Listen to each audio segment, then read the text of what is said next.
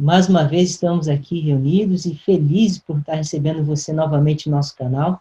Queremos pedir para que você continue compartilhando o link com outras pessoas, continue comentando também. E se você tem gostado dos vídeos e é novo no canal, por favor, não deixe de fazer sua inscrição. Nesse momento, nós vamos sentar agora, vamos estudar junto a lição e convidando você a participar junto conosco.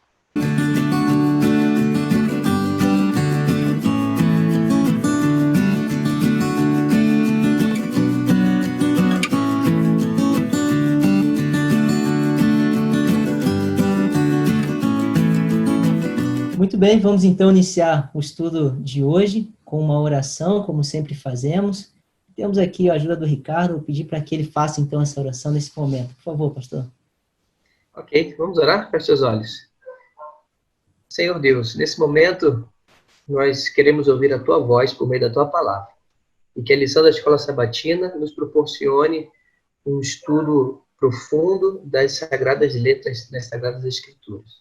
Eu te peço essas bênçãos, em nome de Jesus, amém.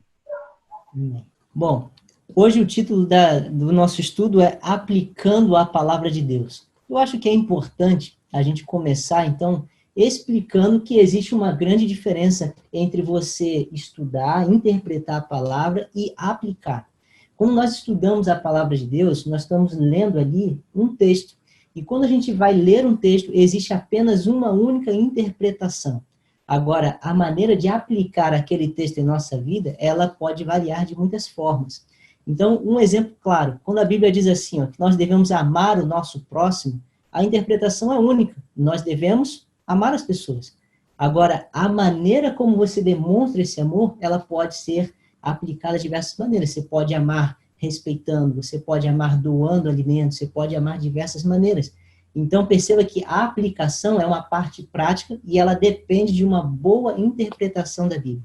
E aqui, nós vamos ver no nosso estudo que a Bíblia ela apresenta várias e várias promessas. E por mais que essas promessas tenham sido feitas a muitas pessoas há muito tempo atrás, ela também pode nos alcançar por meio da fé e por meio das aplicações. Eu quero citar aqui um texto de acréscimo no nosso estudo, está no livro de Lucas, capítulo 4, verso 16 e 17, aqui nós temos o exemplo de Jesus aplicando a si mesmo a palavra de Deus. Então, ele vai até uma sinagoga, e é claro aqui que era um dia de sábado, e diz aqui o verso 17. Então lhe deram um livro do profeta Isaías, e abrindo o livro, achou o lugar onde estava escrito. Verso 18. O Espírito do Senhor está sobre mim, pelo qual me ungiu para evangelizar os pobres, enviou-me para proclamar a libertação aos cativos e restauração da vista aos cegos, para pôr em liberdade os oprimidos e apregoar o ano aceitável do Senhor.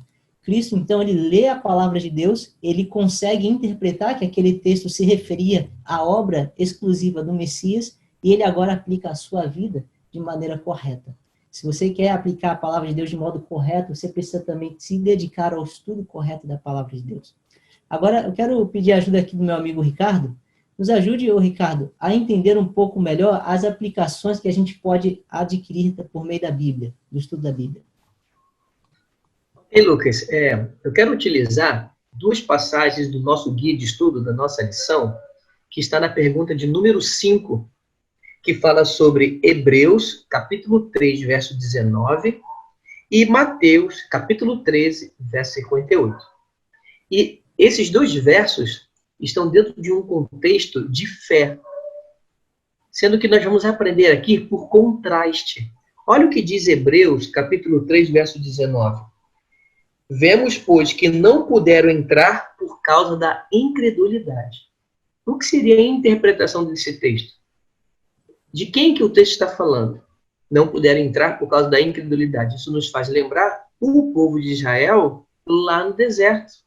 Então, nos lembra a história de que, por várias vezes, o povo foi incrédulo com relação àquilo que Moisés estava transmitindo para eles, que vinha diretamente de Deus.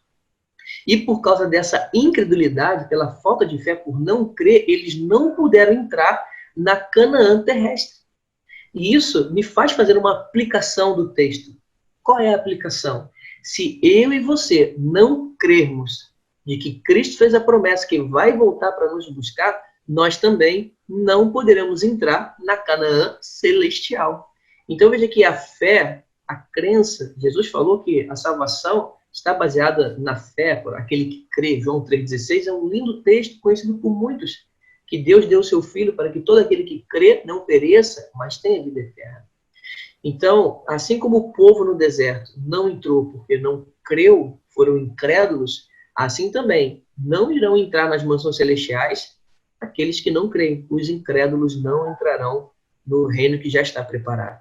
E Mateus, capítulo 13, verso 58, pastor Lucas, diz assim: e não fez ali muitos milagres por causa da incredulidade deles.